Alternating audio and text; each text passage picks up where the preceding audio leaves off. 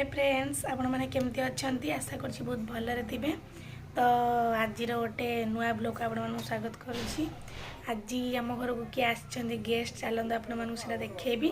सकाळ काम तो सरला सबू एबे आमे सब बाहर टे ठाकुराणी माल को बुली जावाई। चलतु देखा किए नुआ गेस्ट आसछन्ती देखिबा। आइछन्ती मम्मी बावली आउ के आइछन्ती मम्मी को संगे के आइछन्ती नानी आउ से के ये कहाँ मम्मी तो मम्मी ना लिन दीदी मम्मी दीटा मम्मी आम आसीचु ए शिव मंदिर को या आमर बाबा आमर गेस्ट आम घर बुलिया सी कौन बाबा को भावुच के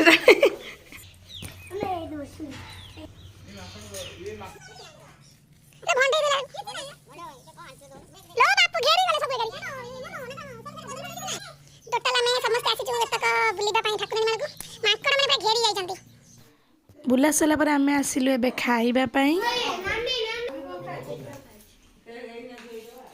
अन्ना हम खाऊन ना तो मटन एतले खाइथांता ना कोन।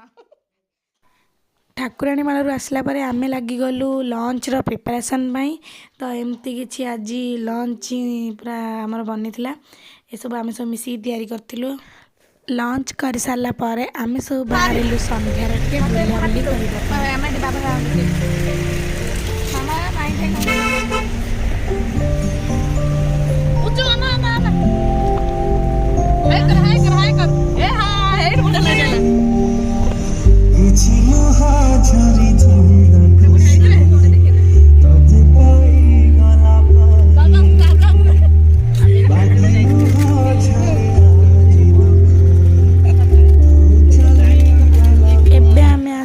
पहुँची गलु लक्ष्मण जी मंदिर रे।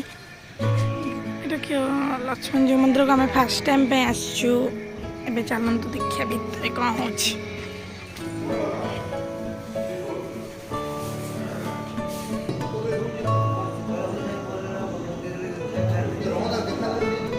एटा होछि लक्ष्मण जी मंदिर।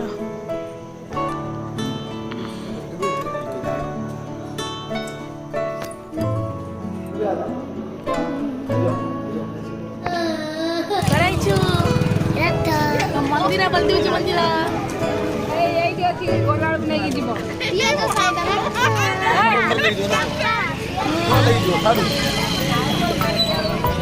आम घर लोग सब आइल।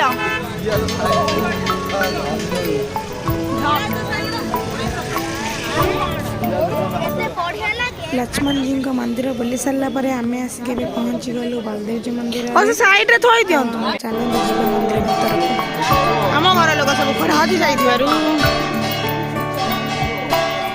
सूर्य आलोक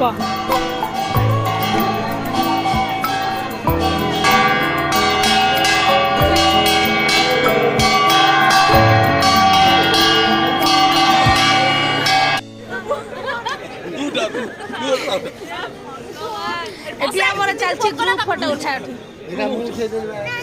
बहुत उठी गला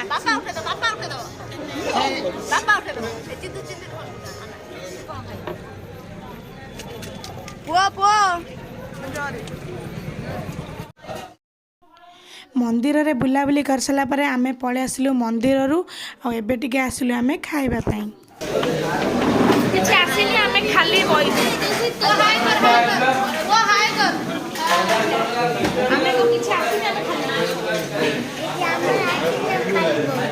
एबे आमर आसीगला खाइबा और आम सब बसिक खाइलु। आज दिनटा एमती आम बुलाबुली करके मजामस्ती करूँ। तो केमती लगे आज दिनटा भिडटा निहत भाव जनइबे।